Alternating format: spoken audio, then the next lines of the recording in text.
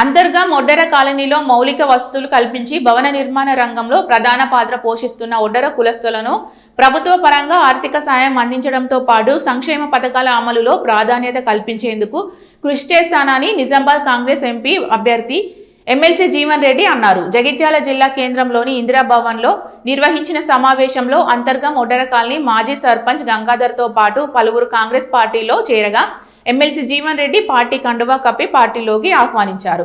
ఈ సందర్భంగా జీవన్ రెడ్డి మాట్లాడుతూ నిర్మాణ రంగంలో వసూలు చేస్తున్న సెస్ కార్మికుల సంక్షేమానికి వెచ్చించాలని, శ్రమకు నిర్వచమైన ఒడ్డెర కులస్తుల హక్కుల రక్షణకు తోడ్పాటును అందిస్తామని హామీ ఇచ్చారు. ఒడ్డెర కాలనీలోని పాఠశాలకు ప్రహారీ నిర్మాణంతో పాటు అదనపు గదులు నిర్మాణం చేపడతామన్నారు. అంగన్వాడీ కేంద్రం నుండి ఏర్పాటు చేస్తామన్నారు. చౌక ధరల దుకాణం ఏర్పాటు చేస్తామన్నారు. ప్రభుత్వం నుండి రూపాయి సాయం ఆశించకుండా రామాలయ నిర్మాణానికి విరాళాలు సేకరించుకొని నిర్మాణం చేపట్టడం అభినందనీయమని అన్నారు.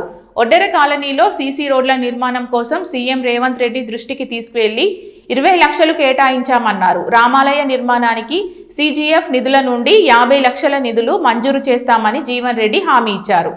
అంతర్గాంలోని ఆంజనేయ స్వామి ఆలయానికి 1 కోటి నిధులు కేటాయించామని గుర్తు చేశారు. రాజకీయాలకు అతీతంగా అండగా నిలిచి ఎంపీగా గెలిపించి అభివృద్ధిలో భాగస్వాములు కావాలని ఎమ్మెల్సీ జీవన్ రెడ్డి పిలుపునిచ్చారు. అంటే వాస్తవంగా ఒడ్డెర కులస్తులు ఏదైతుందో మన ఒడ్డెర రాజధానిలో ఎవరైతే 7వ 10వ చదివిన వాళ్ళు ఉంటారు కానీ మీకు నేను అవకాశం కల్పించి మీకు అక్కడే బోధన చేసినట్టు ఏదైతుందో నేను సౌకర్యం కల్పించాలి. ఒడ్డెర కాలనీకి ఇవాళ అంతర్గామతో విడిపోయిన గ్రామ పంచాయతీ కాబట్టి మీకు అక్కడ రేషన్ షాప్, అంగన్వాడీ ద్వారా రేషన్ షాప్ అని చెప్పి అంటున్నా. నేను గతంలో రేషన్ షాప్ అక్కడ విక్రయింపజేసిండే, తర్వాత ఏదైతే ఆన్లైన్ అదేదో బయోమెట్రిక్ అని చెప్పాను మళ్ళీ ఆపేసాను. మళ్ళీ మొన్న చెప్పి నేను ఒడ్డెర కాలనీలో మీకు అక్కడ ఈ రేషన్ విక్రయం మీది మీకు జరిగేటట్టు అని చెప్పండి.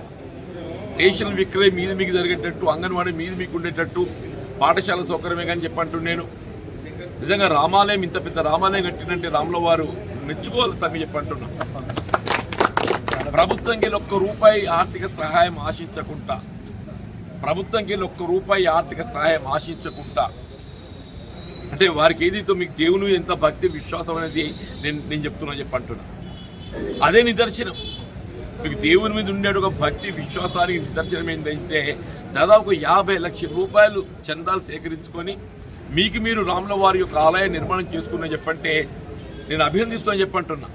నేను దేవాలయ ప్రారంభోత్సవ సందర్భంగా నన్ను పిలిచిరు సర్పంచ్ గారు, ఇతర మన వాళ్ళందరూ పిలిచి నేను పోయి చూసి నేను ఆశ్చర్యపోయినా. అంత పెద్ద దేవాలయం ఏదైతుందో రాముల వారి గుడి స్వయంగా మీరు చందాలు ప్రోగు చేసుకుని నిర్మాణం చేసుకోవడం నాకు ఎక్కడ ఏ గ్రామంలో కూడా అంత పెద్ద నిర్మాణం చేయాలి. మన తర్వాత అంతర్గామంలో ఆంజనేయ స్వామి గుడి కట్టిండ్రు. మన ఒడ్డెర కాలనీలో రాముల వారి గుడి కట్టిండ్రు, అంతర్గామంలో ఏదైతుందో ఆంజనేయ స్వామి గుడి కట్టిండ్రు చెప్పండి. ఈ ప్రత్యేకత మీద అంతర్గామం లేదు. మీ అంతర్గంలో ప్రత్యేకత నేను చెప్పంటున్నాను. నేను సరే ప్రభుత్వం తర్వాత ముందు మన పరిమాణం చేసుకుందాం అని చెప్పంటున్నాను.